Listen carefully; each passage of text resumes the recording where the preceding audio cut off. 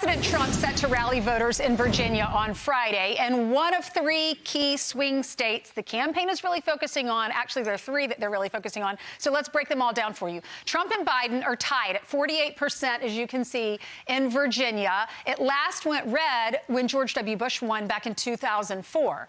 The Trump campaign is also expanding the grassroots efforts in Minnesota, where Biden leads Trump by 4 points in the latest polling. The last time this state went red was in 1972 with Richard Nixon. And then Trump rallied voters on Saturday, as you saw at that rally, in points, and that is Biden's birthplace. Trump last won, or a Republican last won in that state in 2016, and that was with Donald Trump. So what are Trump's strategies when we go into the CNN presidential debate and when we look at these battleground states? Republican National Committee co-chair Lara Trump joins us now to talk about this. Hey, Lara.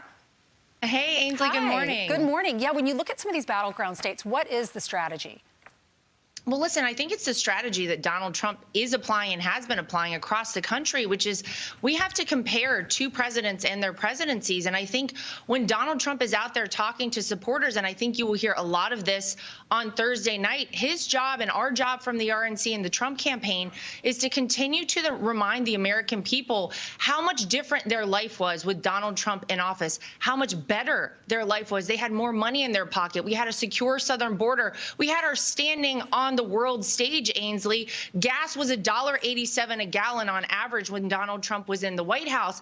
And so you compare that to right now, and it's just about 180 degrees in the wrong direction where we are as a country. And I think when people are hurting out there, and they truly are in this country, it's a great opportunity for Donald Trump to come in, whether it's in Philadelphia, whether it's in Detroit, whether it will be in Virginia, and say, hey, remember when I was there? I know how to do it, and you know I know how to do it because I actually did it. That is the strategy, and he believes he should go to places where Republicans traditionally do not go. You're going to see Donald Trump in more of these very blue areas because he believes if you go ask for people's votes, they will vote for you. Now is a time we need to save this country, and it doesn't matter where you are in America. Your life has gotten worse, not better, under Joe Biden's regime as president of the United States. Now is the time Donald Trump thinks he can pick off some of these blue states. Yeah, and the polls are showing that Donald Trump does have the momentum. We're seeing the fundraising efforts. In May, he raised more than Joe Biden, and that was after the conviction. Joe Biden, of course, you saw the campaign ads on his side, using the conviction to go against him in these campaign ads. How are you guys going to spend the money that Donald Trump has raised? Well, listen, I think we need to continue to counter that message. I think it's ridiculous, by the way, the fact that they think that that is going to be a problem.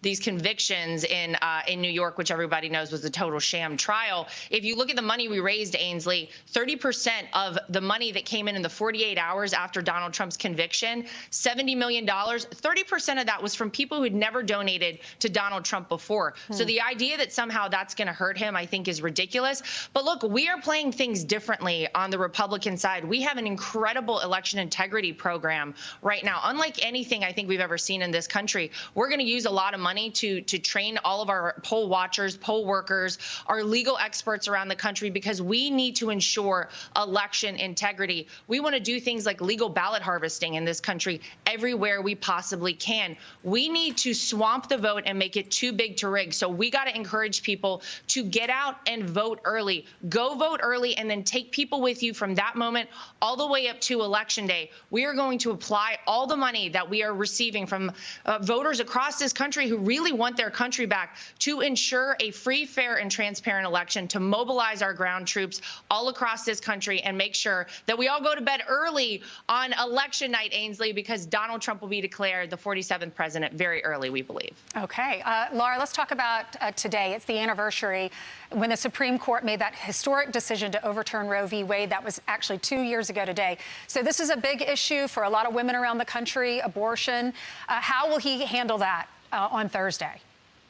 Well, look, Donald Trump obviously nominated 3 Supreme Court justices to the bench who made the right decision and actually actually sent Roe v. Wade out and said, listen, this is up to the states. It shouldn't be up to us. The most democratic thing now has happened. And I think that's what Donald Trump has continued to say. It goes back to the states. So every respective state gives we the people the opportunity to opine on such a major decision such as this. I think you're going to hear that from Donald Trump. It's what he has continued to say. And if we're being honest, this is just about the only thing the Democrats think they can run on this election cycle. I think Donald Trump will have a great response for it. And I think that they're going to have to come up with better things to talk about, like how they're going to make people's lives better in this country, which we know Donald Trump can do. Joe Biden has failed to do. He's taken things in the wrong direction. So they're going to have to come up with a little more than that. Yeah, Joe Biden is hunkered down. They have totally different styles of prepping for this debate. Is he nervous? Joe Biden, I'm sure he's nervous. Donald Trump. Does he get nervous? No, listen, I think they have prepared Donald Trump, oddly, in such a strange way. From the moment he came down the escalator, Ainsley, in 2015 and announced he was running for president, there has been a target on Donald Trump's back. He's had constant incoming while he was president of the United States, especially now in the past year plus that he's been running for president for a second term in office. I think they have prepared him for these moments where it'll be 3-on-1. We know that, not just 1-on-1 versus Donald Trump versus Joe Biden. He's got to go against, of course, Dana Bash and Jake Tapper as well. He is not nervous. He knows that whenever he talks about his vision for the future of America, it will resonate with the people of this country. He knows what he has to do. And listen, he doesn't need to hunker down anywhere. He was president for 4 years and a very successful one at that. He just has to talk about what he did and what he's going to do when he's back in that White House. Okay, Lara, we can't wait for Thursday night. Thank you so much. Make sure Thank you. Make sure you tune in to Fox on Thursday for Fox News Democracy 24 special coverage of the CNN presidential debate simulcast. Our coverage begins Thursday night at 8 p.m. Eastern, and Fox and Friends starts an hour earlier on Friday morning. So we'll be talking about the debate if you missed it. I'm Steve Doocy. I'm Brian Kilmeade. And I'm Ainsley Earhart. And click here to subscribe to the Fox News YouTube page to catch our hottest interviews and most compelling analysis.